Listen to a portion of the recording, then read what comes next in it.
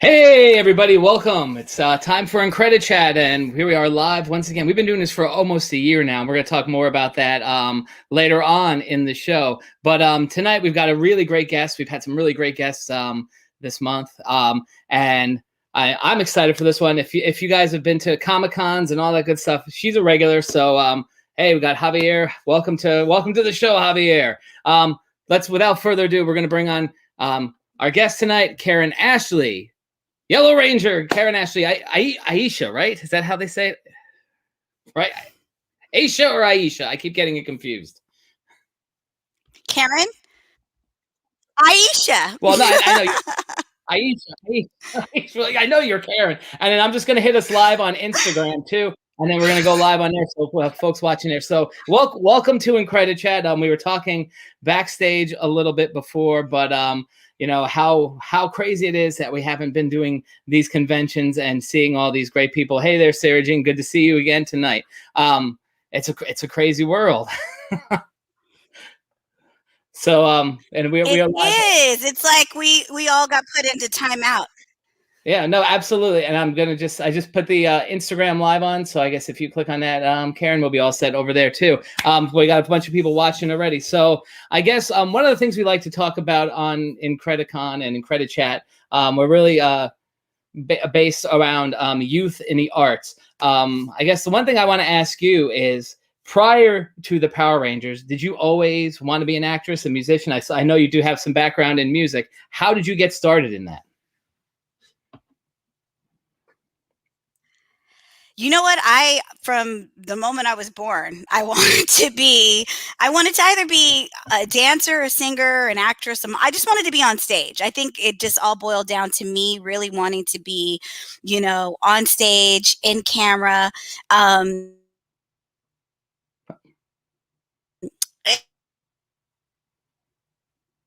Sorry, we got a little bit of a lag here, folks. And I add you live. Sorry. So I was 12 years old when I got into a group called Crush. And by the time I was 13, we had a recording contract. So it was pretty amazing. But that kind of was like, I always say Crush was my... Uh-oh. Oh, you're on live with us here. There you go. Cool. Let me turn it all off. Okay, perfect. All right, cool. So we're not gonna... All right, cool. Anyways, you're talking about Crush. Hey, everybody there on Facebook, on Instagram. Make sure you're following Karan Ashley and IncrediCon on there too. We're on both places, YouTube, Facebook, and Instagram. It's crazy. We got a bunch of people watching, so welcome. Anyways, how you got into your career in acting and music? You were talking about Crush. Sorry about that. Welcome, everybody. I don't know why you're still echoing, but as long as I'm good, can you hear me okay? I can hear you fine, yeah. Okay, perfect. I hear you in both my phone and my thing, but I've turned everything off, so I don't know why. But oh, weird. I know, it's like, what? Only me. So anyways, I got into Crush. I actually went to an open call kind of casting thing, and it was kind of like Soul Train, and I auditioned by dancing, and it was so weird. While we were waiting, like the hours we were waiting to see if we made the show, I met one of the members of Crush, which her name is Christy, and I met my former manager, Tim Grace, and he was the one who kind of said, I'm putting together a girls group. Do you girls sing? And we were like, yes. We honestly had never, I don't think either of us had sang professionally anywhere, but we said yes. And we sang good enough. And we kind of we went into like boot camp, we added a third member, and we just kind of started rehearsing. And like, we literally rehearsed and practiced for a year, and we recorded songs, and it was really a cool experience because we were getting our demos together. We shot a couple of videos independently.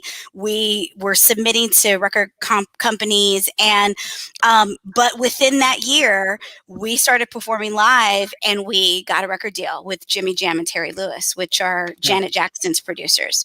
And at that moment, I was like, I've made it.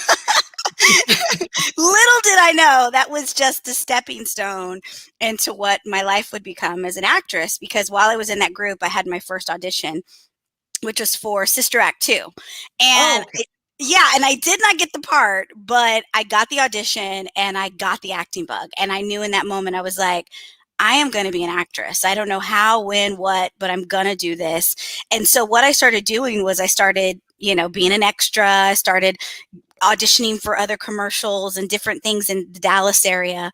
And by the time I graduated high school, it was about 2 months after I graduated high school, there was an audition, a huge open call, and it was Power Rangers.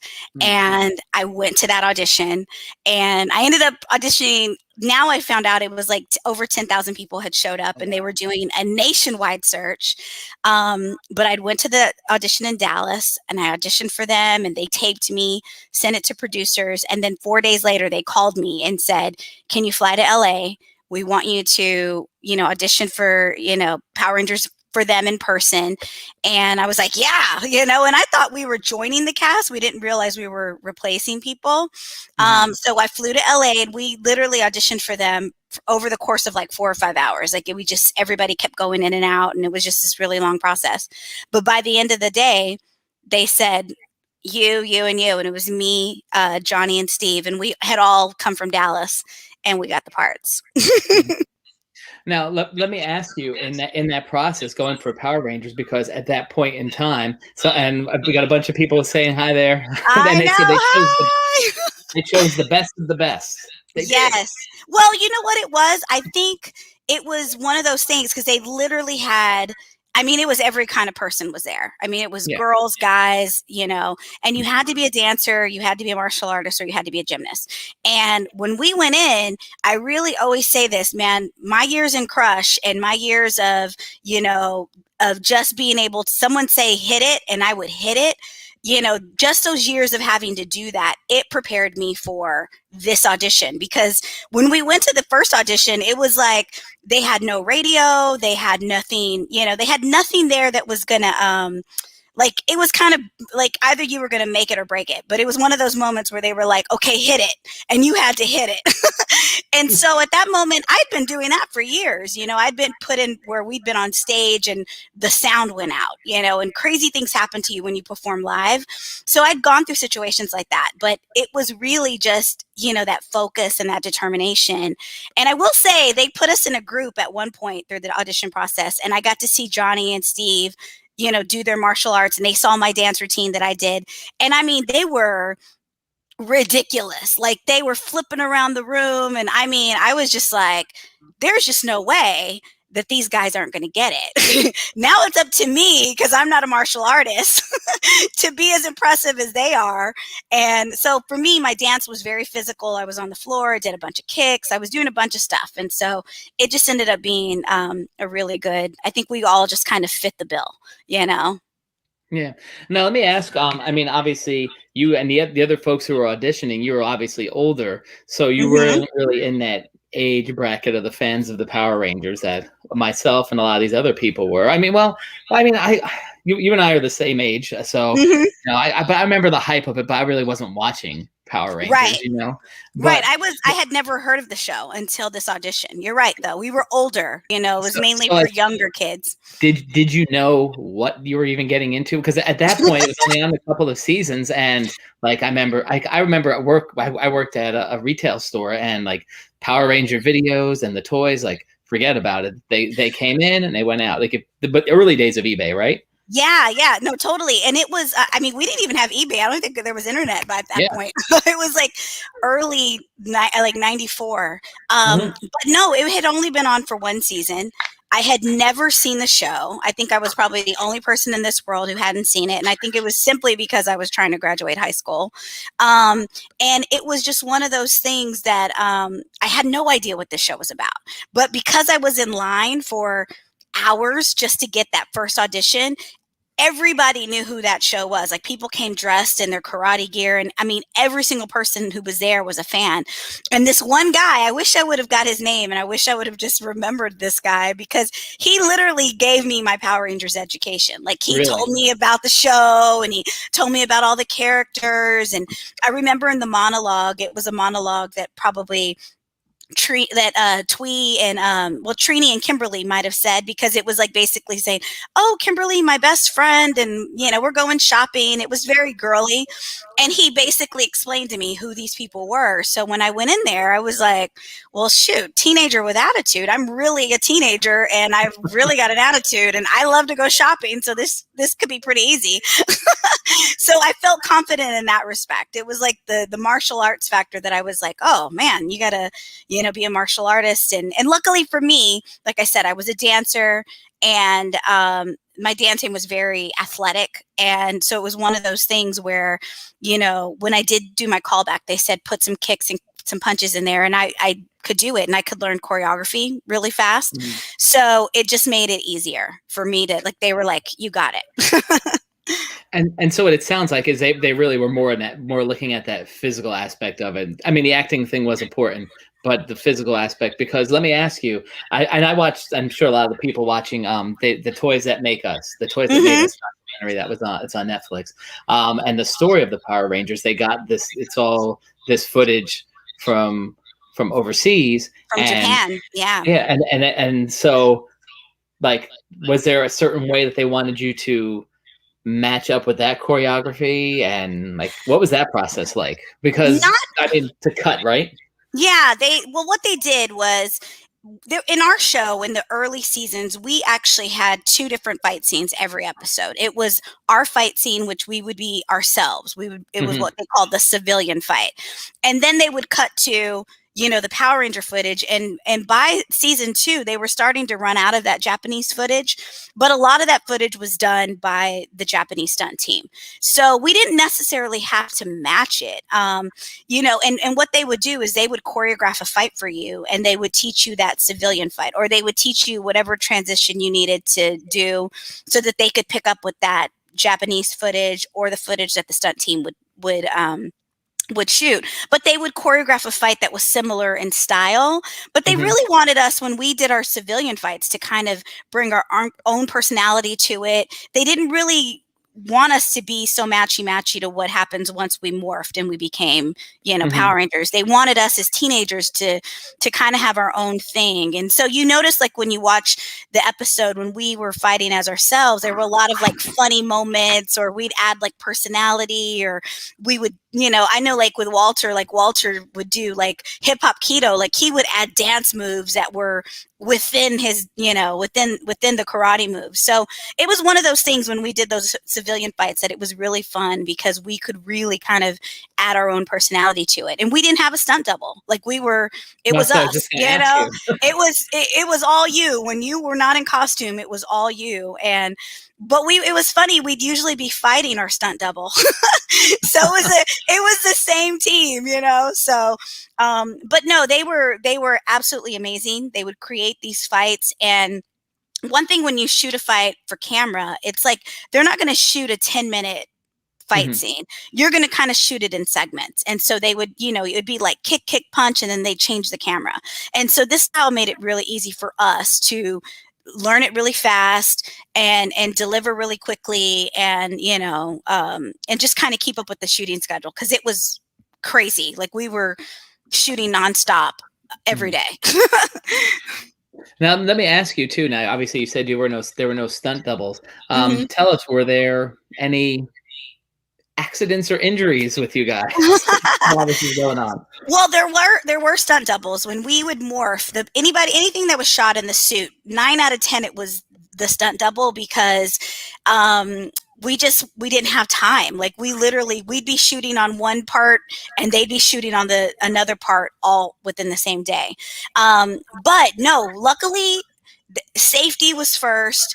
They had a couple of incidents, on other shows where people had kind of gotten hurt. So they were super, super careful with us. They knew if someone got hurt, that could affect, the shooting schedule. So they were very careful that we were never hurt or never put in a position to where we could be hurt or anything like that. But yeah, there were a couple of times though we would hurt the stunt double because we should go left and we went right, or something crazy would happen. So, but no, luckily for us, none of us ever got hurt.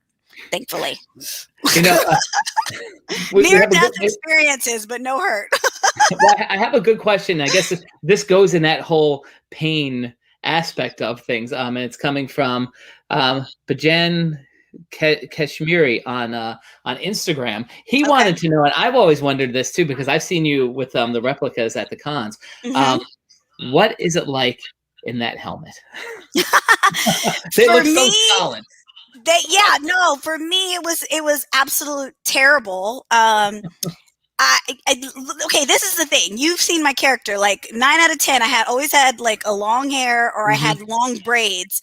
They never fit in the helmet. We always had to like shoot it to the side, and then this side would be open, so that you didn't see that the helmet was, had this big of a gap. This big of a gap on the side. But helmets are very claustrophobic, and it really isn't like something like there's no fan in there. There's no real like, when you're fighting, you're breathing hard, so there's no ventilation. You're completely, your visor's completely fogged out within seconds. So I always hated it. Like, I always was like, take this thing off of me now. The guys were into it. Like, the guys wanted to do all their fights. They wanted to do all their stuff. And I was like, stunt double, please. But no, it was, I always say it was just very uncomfortable, and especially those movie suits. Oh my gosh. That's why I pulled it up, because those are more like armor, right? And the TV show is more, I guess, what was the material it was made out of? Spandex. Yeah, no, the TV show was a spandex material, so it was very like, it was like wearing your underwear basically.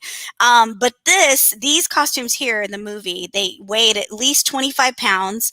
And if you were taller, like some of the taller guys, Jason and Johnny, theirs even weighed even more.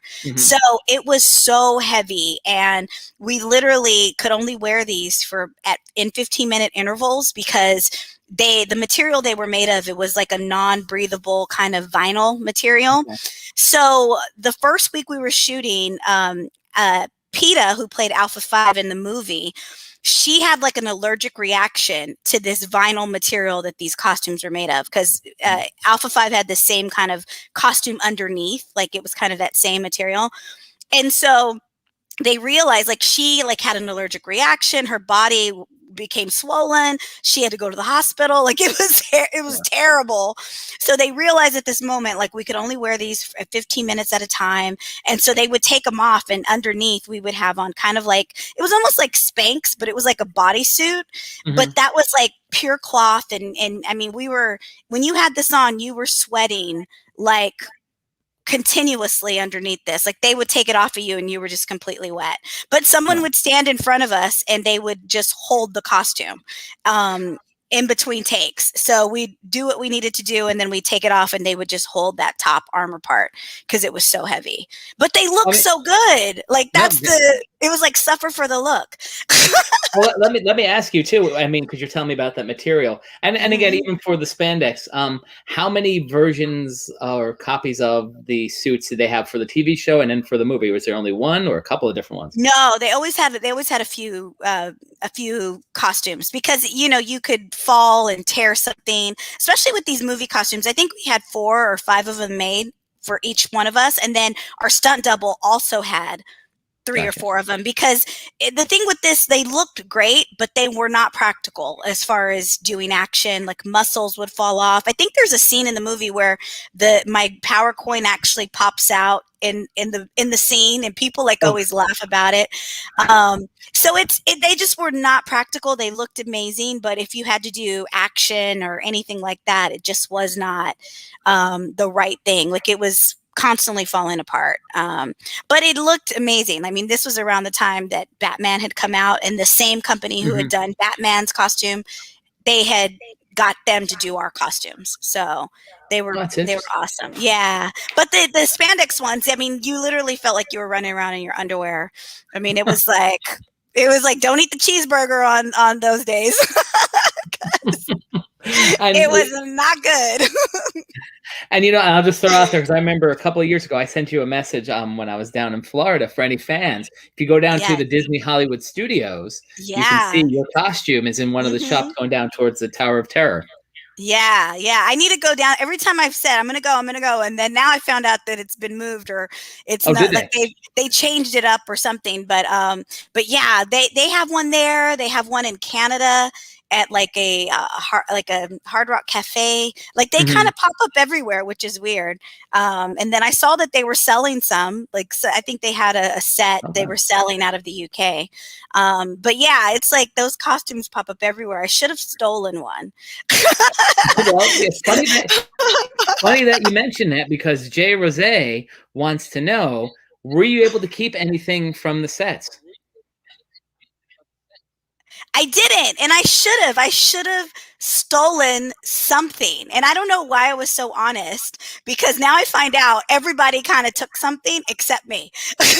So I don't have anything. But I will say this. I've gotten, like you said, you've seen the replica. Like I've got a helmet, I've got a morpher, I've got a communicator. I've got all these really, really cool replicas that fans have made me. But like these fans, I tell them all the time, they have to go into like costume design and prop design, because they are so like, I mean, you could not tell the difference between from what I have and from what was really, used on the show. And I think I did Hyperforce a couple years ago, and they actually brought my helmet and brought my costume. They brought everything, and I was like, should I run? But I put the helmet that I own next to the helmet that that was there, and I mean it was it was very similar. So someone did ask over on Instagram, and again, I want to ask you this part of it too. Trini Kwan, who was the original Yellow Ranger, did you ever have a chance to meet her? And certainly, I mean, with everything that happened with her, what was that like, taking on that role after her? Yeah. Well, first question, yes, I met her briefly once. It was probably about 2 weeks or 3 weeks after she had left the show. The stunt team had a party at their house. Like they were known for their house parties, and she was at the party. And so we met very briefly, and it was just like, she was the nicest, sweetest person, and we both were just like, hi. But we were both, you could tell we were both nervous, because I mean, I'm sure she was like, wow, this is the actress who's on the show now. And I was like, oh my God, this is the actress that was on the show. And so we were both nervous, but she was so nice, so sweet. We spoke for a second, and then I never saw her again. And I think probably like quite a number of years later, I found out that she'd passed away. But you know what? Really, when I got on the show, I tell people this all the time. It was such an honor. And I always give her credit, because she got the party started. All the people who loved Yellow, I mean, she really brought life to Trini. And I literally stepped into her shoes. I wore her exact same costume. Like when I put it on, inside it said, Twee. So they didn't like make me a new costume. They just altered it to fit me. I'm shorter than her. But yeah, I mean, she was amazing. And I will say this, when I first got the show, and when we first found out that we were taking the place of these, I mean, they were like some of the most popular characters on the show. I mean, when I really thought about it, it was very daunting, to think, like, me and Johnny actually had to talk about it. We were like, what if they hate us? They'll probably fire us, But luckily for me, I hadn't really watched the show, and the producers were very much like, look, we hired you. You're completely different. We want you to be different. Make Aisha who you think Aisha should be. And this is your time. We believe in you. And so for me, the excitement of just being on a TV show and my dreams coming true of getting to do a movie and all of that took over, and the nervousness just kind of went away. But I did think about it. I mean, these characters were, Zach, Trini, and Jason were three of the most, I mean, they were all so popular. So it was crazy to me to think that, they had left the show, and, but I really felt like I'd won the golden ticket to have to just be a part of Mighty Morphin and just be a part of this show and get the opportunity to work alongside the cast, and the crew. It was just an amazing opportunity for me. So I was super excited about it. Excellent. We have a question here from Sarah Jean. He wants to know, did you get a chance to work with Richard Horvitz and Barbara Goodson, who are the voice actors, and what was that like?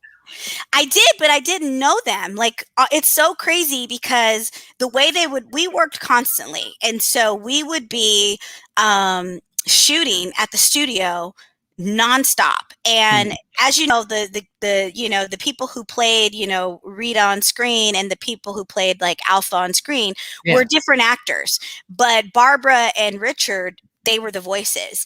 And so we never saw the voiceover actors. Like we never ran into them. When we'd go do our ADR, it usually was on a day that they knew they could get us to get in there. So we'd have the whole day. So we never saw them. And it's so weird because I didn't meet them until I started doing Comic-Cons. And yeah, and it was like I met them probably 10 years 10 years ago, but I love them. Like I love Richard. I love Barbara. They've become such good friends. They are literally some of the most talented actors I've ever met.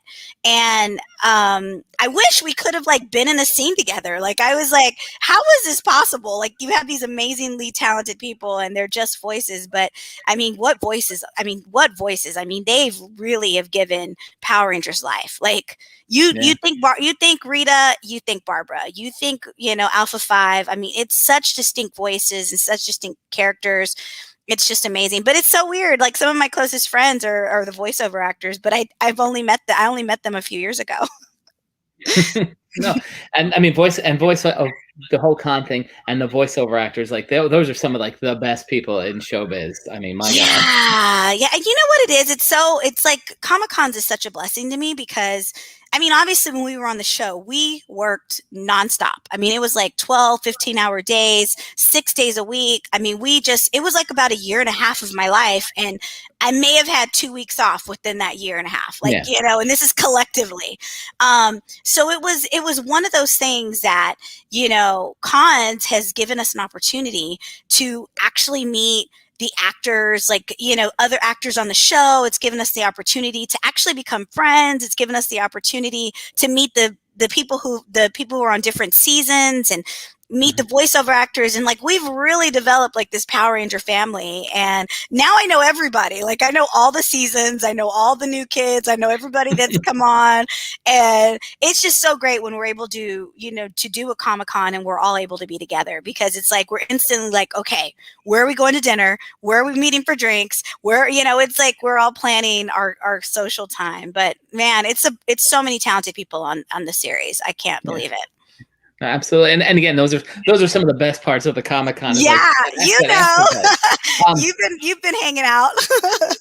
But I want to go into that part of it too, and obviously with the Comic-Con, and I mean, you like you said, you worked all these hours on the set, and back in like the 90s, there were Comic-Cons, but they were nothing near what we're experiencing now. So you come and you feel the love of the fans. Yes. We're coming to the end of Women's History Month, but I mean, certainly for you and Amy Jo, who's the Pink Ranger, right? You guys were the two female Power Rangers, and not playing like the typical female in a comic book role, kind of persona. You were superheroes along with the guys. So how is that for you? I mean, as a woman, but also of a woman, African-American woman, to inspire little girls who are watching you, who you probably now meet at these conventions. You know what? It's, again, when doing the cons, it's really given me the opportunity to like stop and smell the roses, where we were just so consumed with the work. We didn't have a chance to even know like what kind of impact this show was really having on people or having on kids. And so now I meet young women, I meet, our fans, and it's just like, it really was impactful. It really was something that changed their life. And you get these stories where, not everybody had a great childhood. But Power Rangers was that one thing that they were able to have that made them feel like they were part of a family, made them feel like they had friends. And so for me, and especially playing a character that was not just like, we weren't just girls on the show. We were superheroes. Like we got to save the day just as much as the guys did.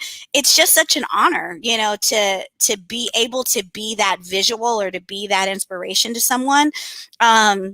And like you said, like one day someone had told me, they were like, do you know you're like the first African-American actress in a live action series? And I remember me and Walter were together and he was like, you're the first guy and she's the first girl. And we were like, we are? Like we were like, it never occurred to us that what we were doing was history. You know, we were making history in our own little way. And I just think like, wow, how cool is it that we're a part of something, you know, it was a multicultural show. It was, you know, every kid who watches Power Rangers, they have someone that they can like go, wow, they look like me and I can be a hero, you know, and especially the kids that were watching, they were really young. Yeah. And it really, you know, it just was, how cool is it that we were able to do that and do it with such a inspirational piece of work, you know? And it ended up being like the gift that keeps on giving. Like, I think if you would have talked to any of us back then and said, hey, in 20 years, I'll see you at a Comic-Con and meet you, you know, I'll grow up and get to come meet you at a Comic-Con. We'd have been like, who would want to meet us? Like, we would have never believed that 27 years later, we're still talking about Power Rangers and people are still watching and it still means so much to them. So I give Power Rangers credit, man. They were ahead of the curve. They were ahead of their time with coming up with this concept of having these teenagers who were heroes, you know, and we didn't need an adult to save the day. We had it handled. You know, it's kind of just a cool, I don't know. It's just really cool to think about. Yeah, no, and it's inspiring. And like you know, you were saying there about people that didn't have the best growing up. And Antoine Plot, I hope I said that right. He said, right, it saves some of our lives, you know, and that's a lot of that stuff that we see in these different fandoms. Yeah. And you know what, it's I guess, you know, like everybody has had something in their life that has been challenging. And when you're a kid, I can't imagine, you know, a lot of our fans have been bullied or they just had, you know, their parents might have gotten a divorce or they had real problems and real issues. And for 30 minutes every day, they got to escape and they got to become superheroes and they were a part of our team and they saw someone that looked like them be heroic. And I just think, wow, you know, like growing up, I didn't have that. So it's just so amazing, you know, and I'm really proud of Power Rangers. Like people always say, do you get tired of being a Power Ranger? I'm like, no, I like, who would get tired of the love, you know, and our fans give us more than we could ever give them, you know? And it's because of, you know, and who knew? I had no idea that we were resonating with kids this way.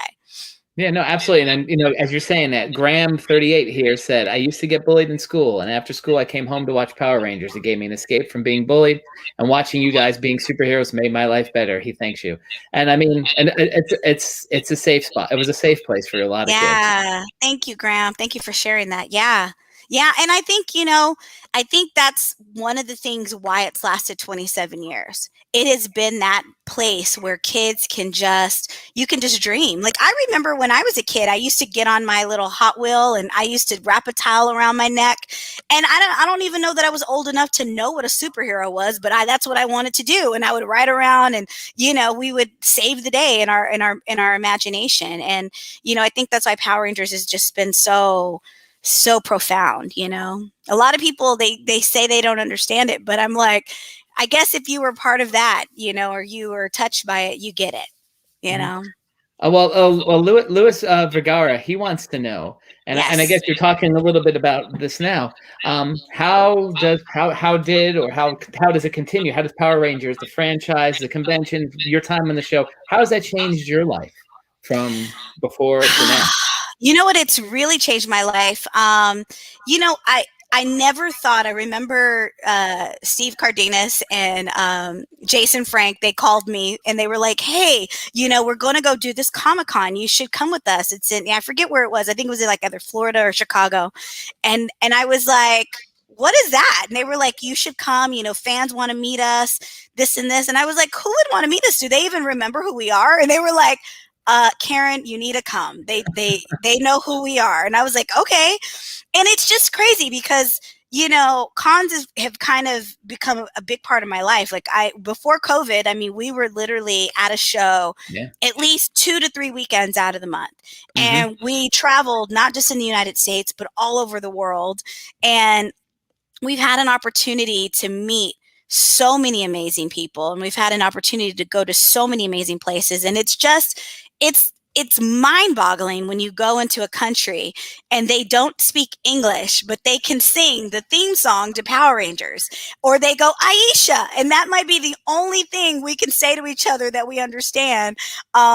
And we have a whole conversation, And so for me, it's been such a blessing. It's been so impactful. And there was a time when I was on the show that I decided to leave the show because I wasn't happy with the way that, we were treated, or I was disappointed with the producers.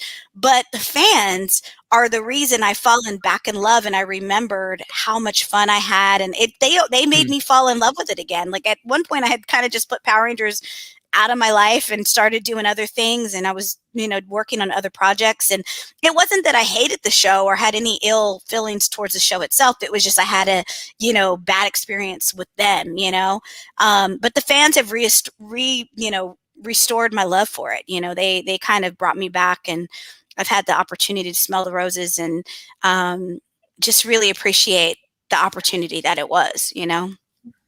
And like, and you're saying smelling the roses, like I'm just thinking, and again, being on the con circuit, you've experienced it. I've been with people who have done a lot of things as well, and I guess it is like a humbling thing when people come up to you and show you that love. Like I'm just even going, like, seeing these comments here on Instagram as they're coming, and just the outpouring of love that you bring to people. And you know what it is?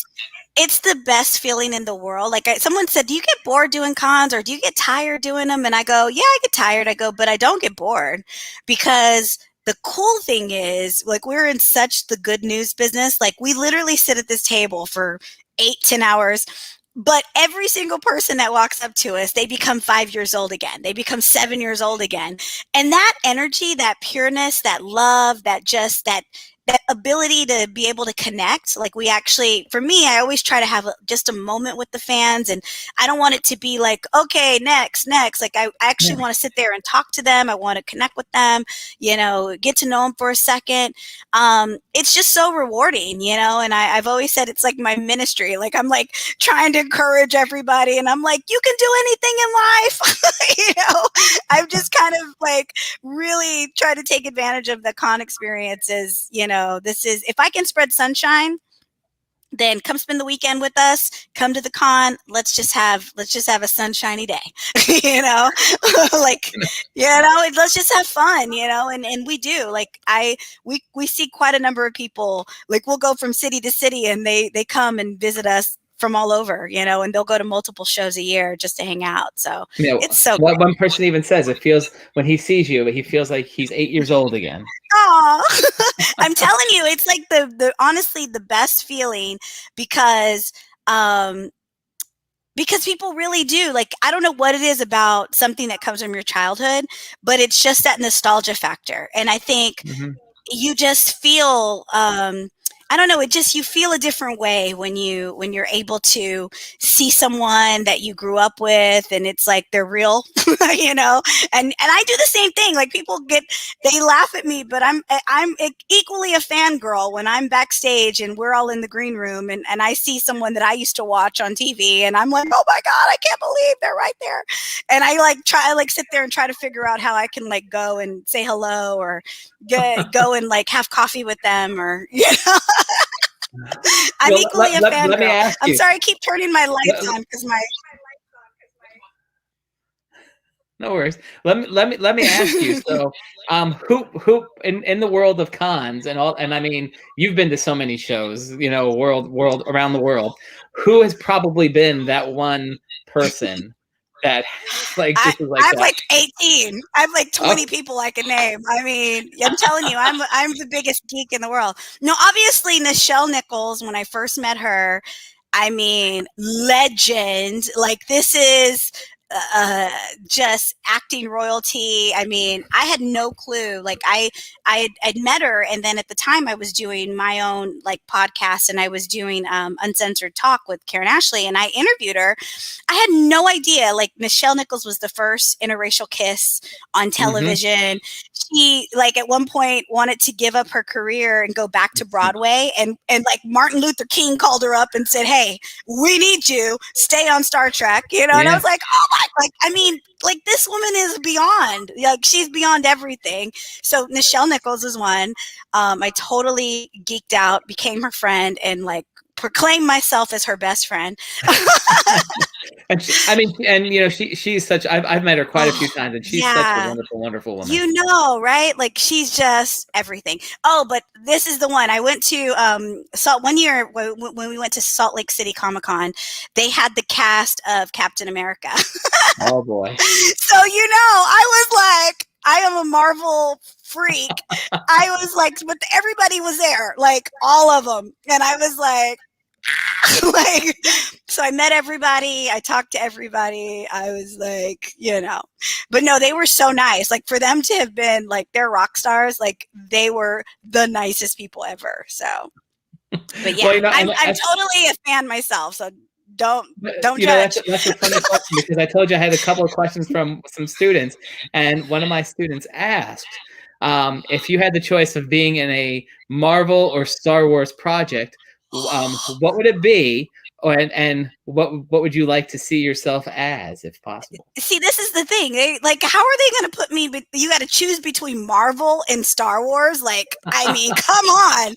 Like, I know. I want to do both. I keep saying that Wakanda needs Aisha, Karan Ashley, like it's like I'm like I gotta show up in Wakanda somewhere. Like, I don't know how I'm gonna finagle my way into Black Panther 2, but I'm gonna just like roam the streets of Atlanta while they film.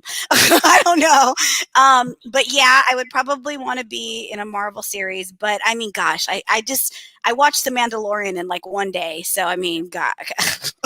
Can I please I'll be the fly on the wall. It's like fly on the wall number 2. I will do that just to be in a Star Wars, anything. Like, I don't even need to have a line. Like, it's like crazy person number 3. I could do that. I could be that. Alien number 10. You can tell them you could be a stormtrooper because those are like those Power Ranger suits, right? From the movie. Yeah.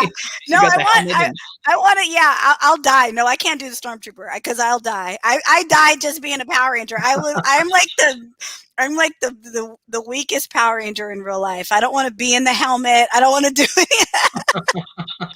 I always tell people, like, they go, "Are you ever gonna like wear the costume or cosplay or because like a lot of people cosplay at the cons?" And I'm like, we already cosplayed. Like, we got the party started. I cosplayed 27 years ago. Been there, done that. Now it's y'all's turn. You go ahead. You wear that helmet. Well, I want to ask you. Someone had this over on the Instagram feed before, and you mentioned when you were a little girl, you used to wear like the blanket around your neck or the blanket or a towel around your neck and pretend you're a superhero. What was it like that first moment you had gotten the part, and now you have your your real superhero costume? What was that like to walk out that first time? It was crazy. You know what? It's weird because I think for me, I was just so excited to be an actor. I was so excited to be, a paid actor. I was just excited to be on a television show. Like, for me, it was just the experience of being on set and being like there at 5 a.m. Like, all the things you'd think I'd hate, I loved, because it just meant, man, I'm doing this. I'm really doing this.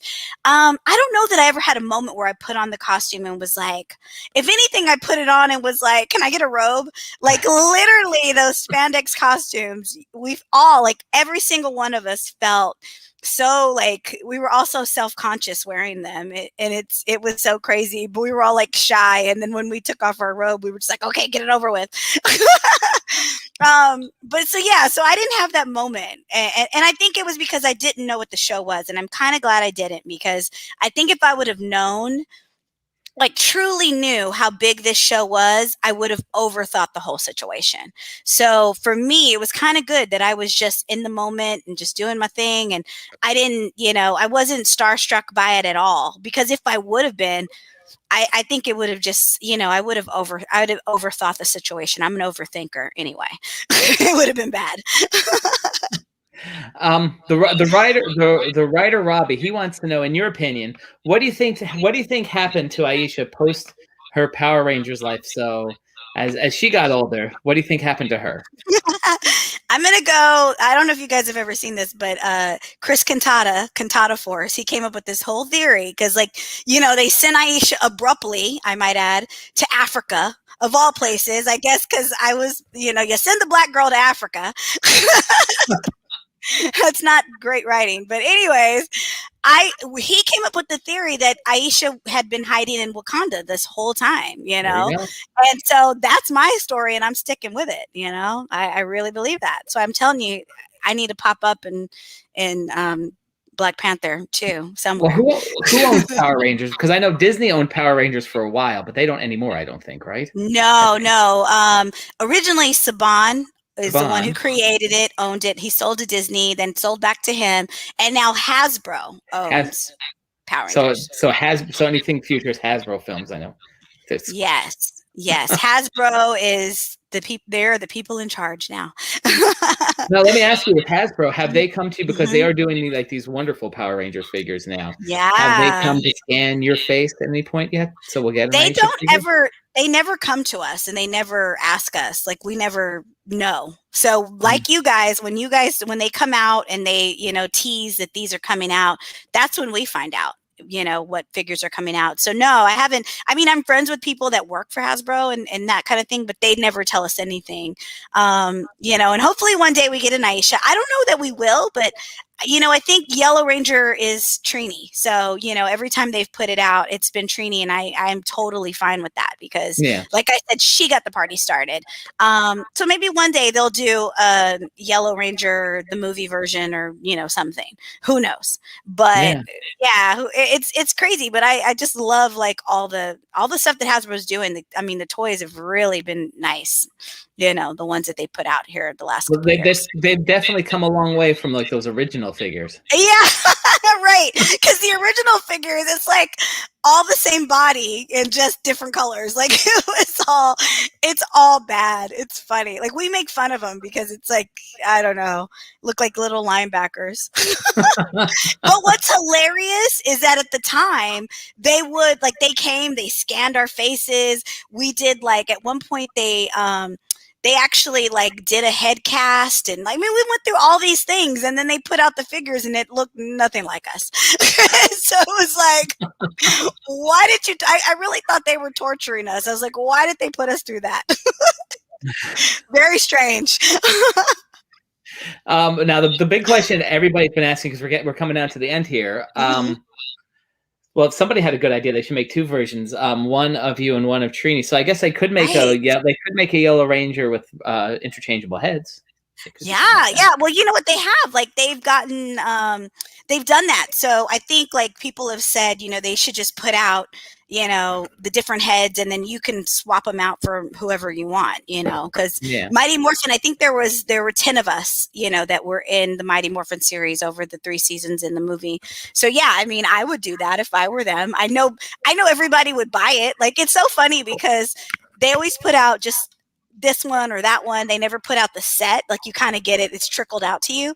But the reality is Power Ranger fans, they buy all of them. Like, they want the whole team. So I would definitely do that if I were them. But I'm sure they've thought about that. They are the experts. Now there's a question here, and I guess there is another reboot that's coming of Mighty Morphin. So a lot of people are asking, do you think there would be a chance that you or any of the other folks would be involved in this? Or in that case, is there a chance that maybe because I think they did in a comic book, they brought all the characters back together. Has there been talk of anything live action for that? You know what? There hasn't been any talk, but again, we are the last to know if they decide to do that. I know like the last few seasons they have, like they'll do a special where they bring people back and that kind of thing. I've been asked to come back a couple times throughout the years since I left Power Rangers. It just has never worked out. So I don't know. We'll see. I've always said, if it's the right situation, if it's the right thing, like we all would do it, it just has to, I guess, make sense for us today. But yeah, I mean, we always are the last to know. Like, you guys literally probably know things before we ever know things. They'll send us an email and it'll just be like, hey, you want to do it next week? you know? They're not nostalgic though. Like, if you think about it, and I get it. They're a company. They're completely focused forward. They're thinking about doing, creating new series, or thinking about doing new cast, new shows. Yeah. They're not really nostalgic in that way, and if you think about it, when they do bring people back, it's kind of just for face value. It's never really impactful on the story. And so I wish they would listen to the fans, because one thing I'll tell you, all they've ever talked about for the last 27 years is, are you guys going back to the show? Are you ever going to be reunited? And they have the power to put the band back together. So yeah. If I were them, I would, if for no other reason, do it for the fans, figure out a way that we can be intertwined, and it would be kind of cool. Like, I mean, you see these movies where it's a reboot, but they have the original cast come back and just, give them some advice or just help them out, or it's just something. They make a cameo of something, and I think they'd be smart, or they would be smart to include that. That's all the fans ever ask us about. So hopefully. Yeah. Or because that's what somebody was saying even here, like something where we were talking about Wakanda and stuff, but wouldn't it be cool if there would be a reunion where it shows where they all were in the future? Yeah, How being a Power Ranger changed even these young people's lives going forward. I'm telling you, it'd be great. Like, I actually have a story that, I've told them several times. I'm like, guys, I've got the perfect scenario where you bring us back. It's a 2-parter, possibly 3-parter, where, the former cast members are just there to help them. Like, every cast, like, they have that moment where they lose their powers, or they hit a wall, or it's like, I really love what they've been doing in the comics, like, where they've really been, getting into the deeper aspects of what these people, like, what these characters feel. And like, even with our characters in the comic, like, when we become Power Rangers, it's not an easy transition. Like, we were regular teenagers one day, and now the pressure of saving the world is on our shoulders. And you really get to see, Rocky, Aisha, and, I always want to say Johnny, but I was like, Adam. I'm like, what is his character name? But you get to see how they felt, having to all of a sudden have this kind of pressure, and I think, like, that would be a perfect scenario. And like I said, I've got a story where, they're up against the wall, they're up against their back, and the old team comes and just helps them get over that hump, and I think the fans would really love that, there's over 200 episodes of us doing it. So I think we have something to give, Yeah. And 27 years of history, right? What do I know? You're just on the show. But no, and again, I think that would be the thing that people want to see. What is this? One person said, young Power Rangers turn evil, and they have to call the old legends to Battle Royale. Okay. There you go. It's like Civil War. Power Rangers, we got to come and kick those young kids' butts and say, get it together. Well, one person even said, what about, and I don't think they've ever done this on Power Rangers, like, have any offspring of any of the other characters. Right. Well, this is the thing. Get this. When I first saw that movie, the one that they had out, what was it, 2017? The first that reboot that they did. The Elizabeth Banks one, right? Yes, Elizabeth Banks one. When Billy's mom opens the door and is like, it was a Black woman. That could have been me. I could have been Billy's mom. No, I don't know if we look like I could be old enough to be his mom, but still, like that. Like, I was like, those kind of moments, if they would have added those kind of cameos throughout the movie, the fans would have went crazy. If they saw all of us in there, somewhere, it would have been pretty awesome. Nice. Well, we're just about out of time for tonight.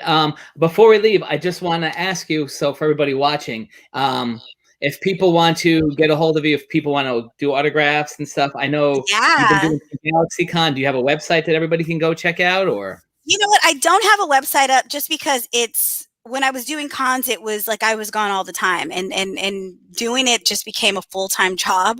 But I am doing a show, like you mentioned. I'm doing GalaxyCon, and it's a virtual show. So if you can't come out to a Comic-Con once they start back up, you can go on, and they have where you can buy live chats with us. You can get autographs. I think you can even send in your stuff, and they'll send it to us, and we'll autograph it, and they'll send it back. So it's that they're offering a really, really cool opportunity for the fans. And then I am getting back to doing cons at the end of May. I'm scheduled to do Pensacon, and I'm doing another show in Huntington, Virginia. Like, I'm going to start announcing them, and they'll be on my social media. But if you go to Instagram and you go to @Karan Ashley, I usually post everything, and it's on the wall, and you can just look at it and just kind of figure out where I'm going to be. But yeah, cons are kind of slowly but surely starting back up, and I can't wait to see everybody. We'll all be wearing a mask, but we'll at least all get to have fun in the same room. You know, late 2021, and then definitely 2022. We should be rocking. Yeah. I can't wait. I literally, that has been like, I feel like I've been on timeout for the last year. It's been great for me personally, and like getting to reconnect and just getting to be home and not travel so much. It was kind of like the break I didn't know I needed. But socially, it's been terrible because I miss all of you, and I really, really enjoy going to cons, and I really enjoy meeting the fans. And so I can't wait to see all of you face to face, and we won't get to hug, but we'll get to pound, and maybe next year we'll get to hug. We'll graduate to hugging. But again, we'll all be in the same room, which we haven't all got to do in over a year. So that is a blessing. Awesome. Karan, thank you so much once again for doing this. And I miss seeing you at the shows. I can't wait till we get started up again with that. I know all the fans that are watching us on all our platforms are doing it. So everybody that's watching us, please make sure you go to @Karan Ashley on Instagram, and then check out IncrediCon HV. Make sure you like both pages, and keep an eye out for all the con adventures and announcements that are coming up. So we'll say goodnight to everybody over on Instagram. Thanks for joining us there. Thank you, guys. And everybody over on Facebook and YouTube, we'll also say goodnight to you there as well. So thank you again, Karan. You just hold off for a second. And